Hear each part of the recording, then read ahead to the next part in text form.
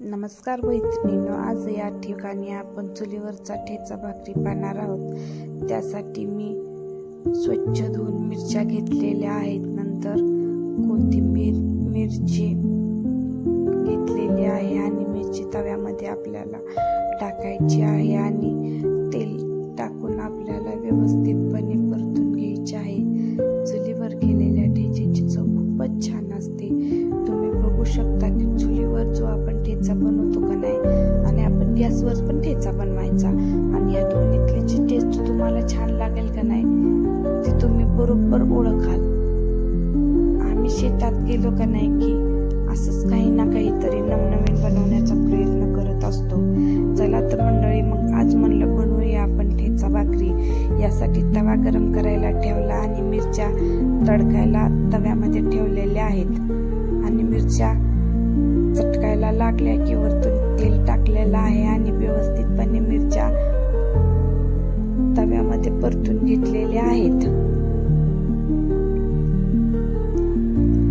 गॅसवर तर काय आपण प्रत्येक वेळी ठेचा करतोच, पण चला म्हणलं आज आपण चुलीवरचा ठेचा बनवून बघूया की टेस्टला फरक काय आहे दोन्ही मध्ये म्हणून।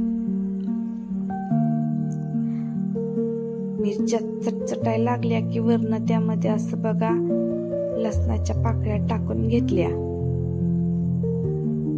आणि कोथिंबीर हाताने चिरून टाकली। आता चाकू आतमध्येच घरात राहिला होता, म्हणलं वेळ पण होईल आणि नंतर त्याच्यावर असं ताट झाकलं बघा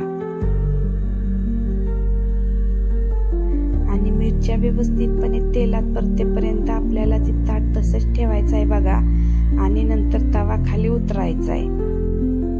तवा खाली उतरलाय की 5 मिनिटं थांबायचं आहे आपल्याला, जेणेकरून वाफ आतमध्ये चांगली राहिली पाहिजे आणि आपल्या मिरच्या व्यवस्थितपणे त्याच्यामध्ये वाफेवरती शिजल्या पाहिजे त्या आणि मस्तपैकी मग नंतर उलताण्याच्या साह्याने आपल्याला वरखाली करायचं आहे। मीठ अगोदर नव्हतं टाकलं बघा, ज्या वेळेस करायचं आहे का नाही त्यावेळेसच आपल्याला वरतून मीठ टाकायचं आहे आणि नंतर आपल्याला एका ग्लासच्या साह्याने व्यवस्थितपणे आपल्याला ते स्मॅश करायचे आहे, म्हणजे बारीक असं करायचं आहे।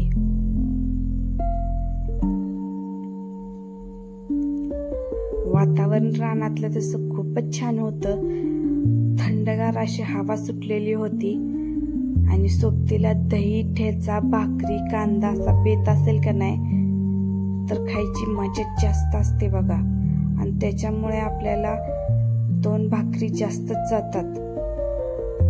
तुम्ही बघू शकता आपला ठेचा व्यवस्थितपणे होत आलेला आहे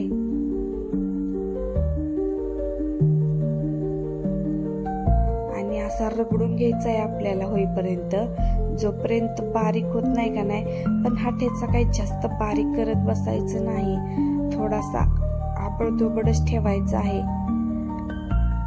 कारण असं काय होतं जास्त बारीक केला की त्याचा मिक्सरवरचा फील येतो। त्यासाठी आपल्याला आबडधोबडच करायचं आहे। आपला ठेचा बनवून तयार आहे बघा आणि ठेचा, भाकरी, कांदा, टोमॅटो आणि जोडीला जर आपल्याला एक कैरीची फोड असेल का नाही, खूपच छान आपलं रानातलं जेवण होतं। आमची रेसिपी कशी वाटली ते आम्हाला कॉमेंट मधून नक्की सांगा आणि तुम्हाला आमची ठेचा भाकरी आवडली का नाही ते पण सांगा। आमची रेसिपी आवडल्यास आमच्या चॅनलला सबस्क्राईब करा आणि आमची रेसिपी आवडल्यास तुम्ही लाईक अँड शेअर जरूर करा। तुम्ही आमच्या चॅनलला नवीन असेल तर सबस्क्राईब करा। धन्यवाद।